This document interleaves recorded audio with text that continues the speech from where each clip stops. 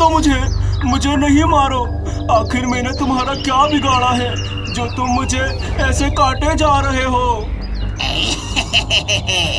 तुम जैसे सूखे पेड़ों का इस जंगल में क्या काम? वैसे भी कोई तुम्हें पूछता नहीं है। मैं तुम्हें काट कर तुम्हारी लकड़ियों से अच्छे पैसे कमा लूंगा। नहीं नहीं नहीं, मुझे और मत काटना। वैसे ही मुझे बहुत दर्द हो रहा है। तुमने मुझे और काटा तो मैं मर जाऊंगा। तुम्हें तो मैं काट कर ही रहूंगा, क्योंकि मेरा काम ही है सूखे दरख्त ढूंढकर उनकी लकड़ियां काटना और फिर उन्हें बेचकर पैसे कमाना।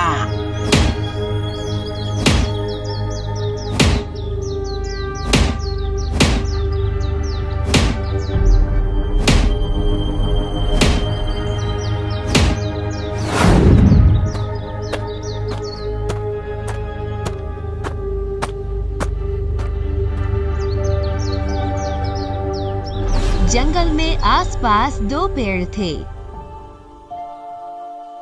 एक पेड़ बहुत सूखा था, वहीं दूसरा पेड़ हरे भरे पत्तों से भरा हुआ था। हरे भरे पेड़ को अपने ऊपर बहुत घमंड था। वे हमेशा सूखे पेड़ को नीचा दिखाता था। सूखे पेड़, तुम्हें अपने पास ऐसे खड़ा हुआ देखकर मुझे बहुत गुस्सा आता है।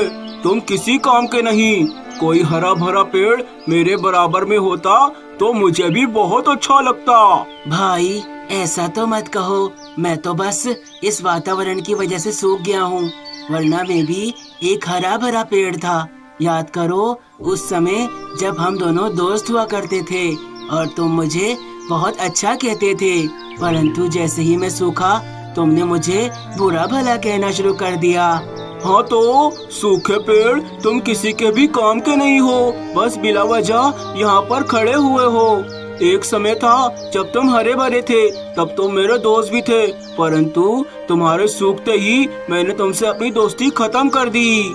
तुम तो अब इतने अजीब से हो गए हो कि कोई इंसान तो दूर, तुम पर तो कोई पक्षी भी आकर बैठना पसंद नहीं करता।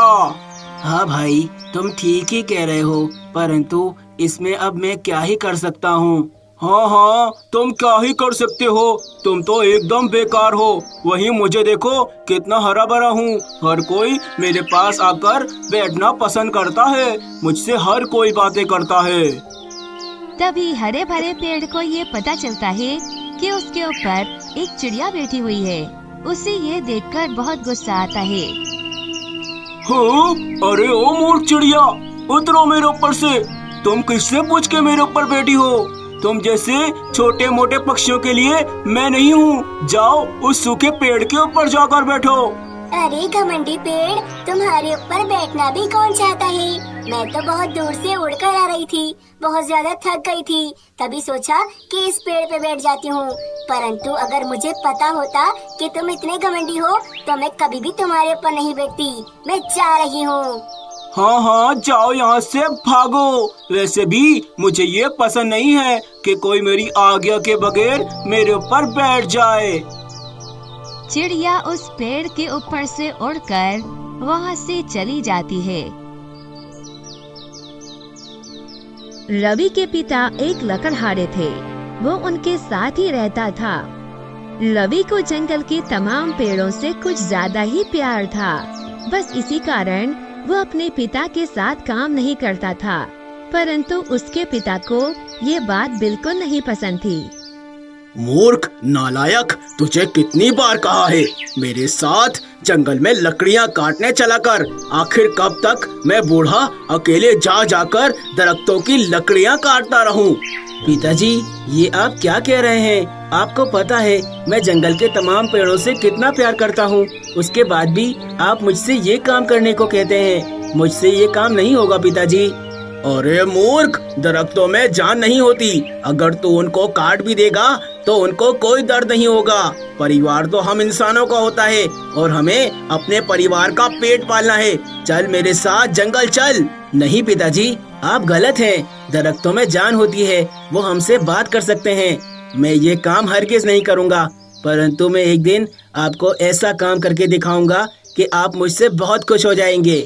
हाँ, तूने काम कर लिया और मैंने देख लिया। मुझे तो लगता है अब तो जिंदगी भर घर पर बैठकर आराम ही करेगा।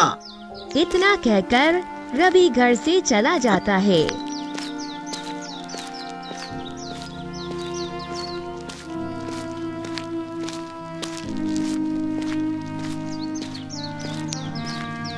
पता नहीं हमेशा पिताजी मुझे दरख्त काटने का काम ही क्यों देते हैं, जबकि वो जानते हैं मुझे दरख्तों से कितना प्यार है। मैं उन्हें कभी नहीं काट सकता। मैं तो घंटों बैठकर दरख्तों से बातें करता हूँ। मैं ये लकड़हारा तो कभी नहीं बनने वाला, परंतु मुझे कुछ ऐसा काम करना होगा जिससे मेरे पिताजी बहुत खुश हो जाएं और उसके बाद उनको जरा भी मेहनत करने की जरूरत ना पड़े। रवि एक अच्छा इंसान था। वो हमेशा दरख्तों के बारे में सोचता था और उनसे बहुत प्रेम करता था। रवि जा रहा था, तभी रास्ते में उसको सांगू मिलता है। वो रवि का पुराना दोस्त था।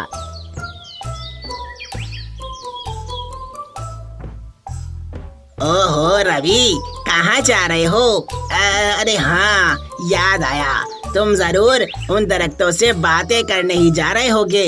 वो तो कभी बोलते नहीं, बस तुम उनकी ही सुनते रहते हो। मुझे तो समझ में नहीं आता, आखिर तुम्हें उन दरख्तों से बातें करके क्या मिलता है? सांगू भैया, दरख्तों की वजह से ही हमें ये जीवन मिला है। अगर दरख्त ना होना तो हम सब भी मर जाएं। क्या बात कह रहे हो रवि? अगर दरख्त काटने से हम सब मर जाते हैं तो फिर मैं भी अभी दरख्त काटने ही जा रहा हूँ। उस दरख्त को काट कर देखूंगा कि मैं मरा या नहीं।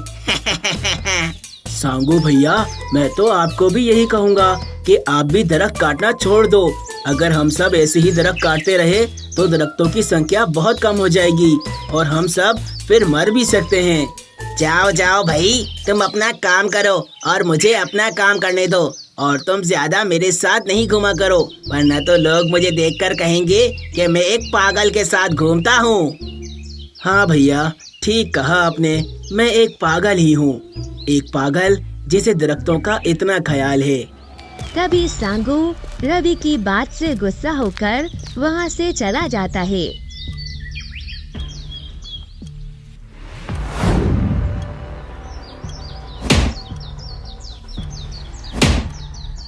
सांगू एक लकड़हारा था।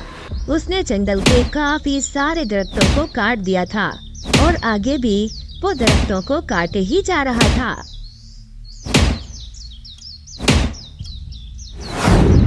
कुछ समय बाद उस हरे भरे पेड़ पर बहुत सारे फल आ गए थे और वहीं उस सूखे पेड़ पर एक पत्ता भी नहीं आया था।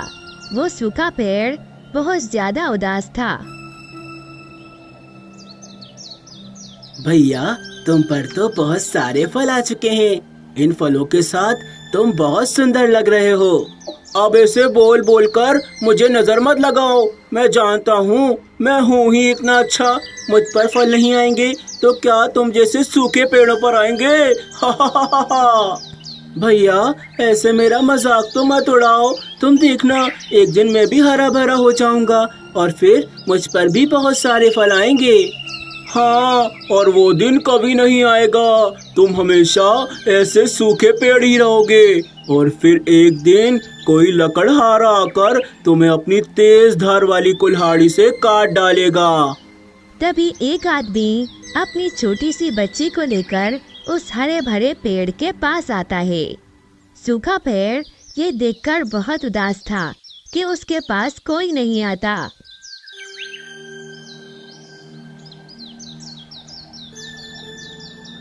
अरे देखो बेटा, कितना अच्छा पेड़ है।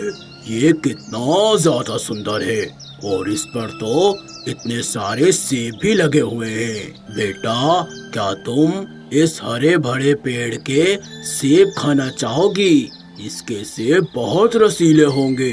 अरे दूर रहो मुझसे, मेरे सेब को तोड़ने की हिम्मत मत करना, वरना तुम दोनों के ऊपर गिर जाऊंगा और तुम दोनों मेरे नीचे ही दब जाओगे। ये मेरे सेब हैं, मेरी मर्जी मैं किसी को भी दूं।